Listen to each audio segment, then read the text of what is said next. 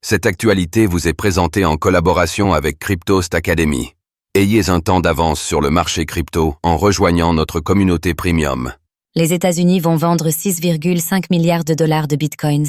Biden attaque-t-il Trump avant son arrivée au pouvoir?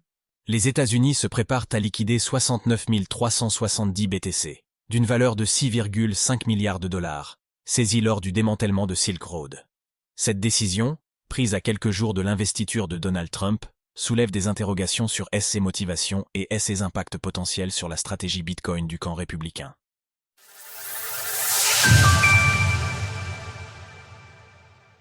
Les États-Unis dumpent leur BTC avant l'arrivée de Trump à la Maison-Blanche.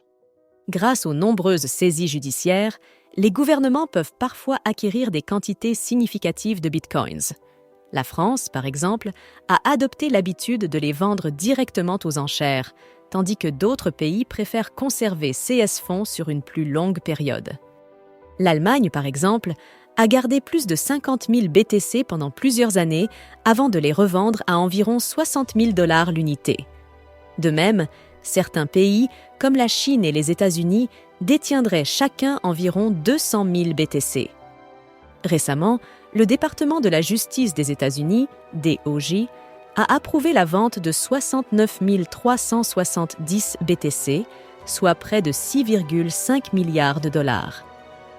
DB, un influenceur connu pour dévoiler des actualités avant la majorité des médias, a révélé cette information dans sa dernière publication sur X. Il y précise que la décision de liquider CSBTC, saisie lors du démantèlement du marché noir Silk Road, a été prise le 30 décembre 2024. En revanche, l'analyse on-chain révèle que ces fonds n'ont pas encore été déplacés et restent toujours sur l'adresse gérée par le DOJ. BC, un QA 5 Wiki Geo 2 DKV 56 KKFVJ 49 G0 AV 5 NANIMLL 45 X9 et K9 HZ6, où ils ont été déposés en novembre 2020. L'administration de Biden essayerait-elle de déjouer les plans de Donald Trump? Cela fait maintenant plus de 4 ans que le DOJ conserve ces fonds.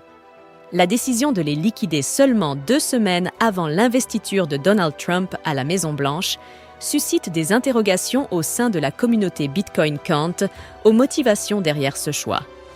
Cet événement a une double symbolique. D'une part, ces fonds proviennent de Silk Road, dont le fondateur a été condamné à la réclusion à perpétuité sans possibilité de libération en mai 2015. Et Donald Trump a promis de le gracier dès son premier jour au pouvoir, donnant notamment naissance au hashtag #FreeRosDay1. De plus, la vente de CES 69 370 BTC risque de déplaire au sein du camp républicain, en raison de leur projet de création d'une réserve stratégique en Bitcoin. Au mois de juillet 2024, Donald Trump avait intégré cette initiative à ses promesses de campagne, soutenue par la sénatrice du Wyoming, Cynthia Lummis, qui avait présenté le Bitcoin Act. Ce projet de loi vise à acquérir 200 000 BTC sur une période de 5 ans afin de constituer une réserve stratégique d'1 million de Bitcoin. L'approbation d'une telle loi étant déjà incertaine, car elle obligerait les États-Unis à investir environ 100 milliards de dollars si le prix du Bitcoin reste autour des 100 000 $.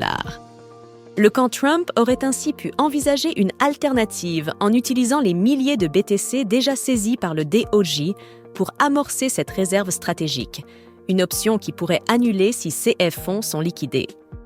Par ailleurs, certains bitcoiners accueillent favorablement cette décision, estimant que la constitution de réserves stratégiques par des États menace la neutralité de la blockchain Bitcoin. En effet, celle-ci repose sur le principe fondateur de créer une réserve de valeur destinée aux individus plutôt qu'aux institutions étatiques. Retrouvez toutes les actualités crypto sur le site cryptost.fr.